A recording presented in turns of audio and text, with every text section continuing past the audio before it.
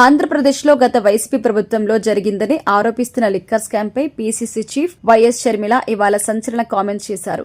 ఈ స్కామ్పై ఇప్పటి వరకు పెద్దగా మాట్లాడని షర్మిల ఇవాళ మాత్రం సంచలన విషయాలు బయటపెట్టారు. ఈ స్కామ్లో చంద్రబాబు ప్రభుత్వం సిట్తో చేపిస్తున్న దర్యాప్తు కొన్ని అంశాలకే పరిమితమైందని కూడా ఆమె ఆరోపించారు. లిక్కర్ స్కామ్లో సిట్ విచారణ కొండను తవ్వి ఎలకను పట్టించినట్టుగా ఉంది అంటున్నారు. మద్యం స్కామ్లో దర్యాప్తు అంతా డిస్టిలరీల చుట్టే సాగుతుందని షర్మిల ఆక్షేపించారు. ఈ స్కామ్ వెనుక కమిషన్లు మాత్రమే చూపుతున్నారని, కమిషన్ల కోసం డిస్టిలరీలను బెదిరించారని చెప్తున్నారని, డెన్లు ఉన్నాయని, కిక్ బ్యాక్స్ అందాయని, నెలకు 50 నుంచి 60 కోట్లు అందాయని అంటున్నారని, స్కామ్ ఇంతకే పరిమితం కాదని షర్మిల తెలిపారు. లిక్కర్ స్కామ్లో 3,500 కోట్లు మాత్రమే కాదని, డిస్టిలరీల దగ్గర నుంచి కన్స్యూమర్ వరకు మద్యం చేరడం మొత్తం కుంభకోణమని తెలిపారు. లిక్కర్ స్కామ్లో ప్రపంచంలో ఎక్కడ లేని అవినీతి జరిగిందన్నారు.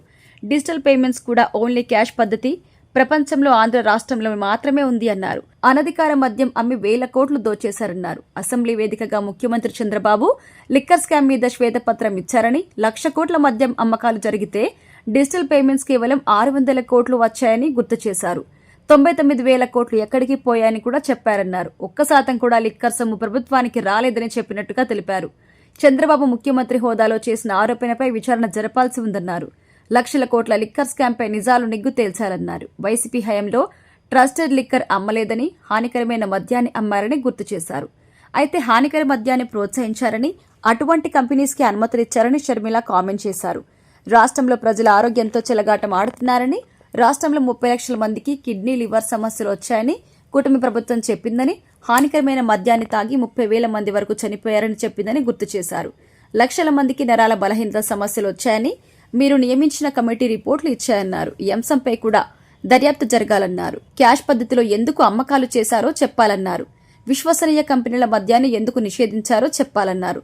బ్రాండెడ్ మద్యం కాదని నాసిరకం మద్యాన్ని ఎందుకు అనుమతించారని జగన్ షర్మిల ప్రశ్నించారు. డిజిటల్ పద్ధతిలో కాకుండా ఓన్లీ క్యాష్ పై ఎందుకు అమ్మారన్నారు.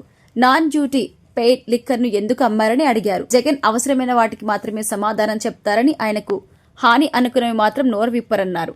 ఋషికొండను ఎందుకు గొరికారో చెప్పలేదని, వివేక హత్య విషయంలో సాక్షి గుండెపోటు అని చెప్తే దానికి సమాధానం చెప్పలేదని, రక్తపు మడుగుల వివేక హత్య జరిగితే హార్ట్ అటాక్ అని కథలు అల్లారని గుర్తు చేశారు. జగన్ అరెస్ట్ చేస్తారా లేదా అన్నది చూడాలి అన్నారు. విచారణ బట్టి ఏ నిర్ణయం తీసుకుంటారో చూస్తున్నామన్నారు. కాంగ్రెస్ పార్టీ చంద్రబాబుకి బి టీం అవ్వాల్సిన అవసరం లేదు అని, జగన్మోహన్ రెడ్డి మాత్రమే బీజేపీకి బి టీం అన్నారు. అధికారంలో ఉన్న 5 ఏళ్లు బీజేపీకి జగన్ దత్తపుత్రుడు అన్నారు. రాష్ట్రానికి అన్యాయం జరుగుతున్న వైసీపీ ఎంపీలు ఈనాటికి మోడీకి మద్దతిస్తున్నారని, రాష్ట్రంలో బాబు, జగన్, పవన్ ముగ్గురు బీజేపీకి తొత్తులు అని షర్మిల ఆరోపించారు. ప్రజెంట్ ఈమె చేసిన కామెంట్స్ వైరల్ అవుతున్నాయి సోషల్ మీడియాలో.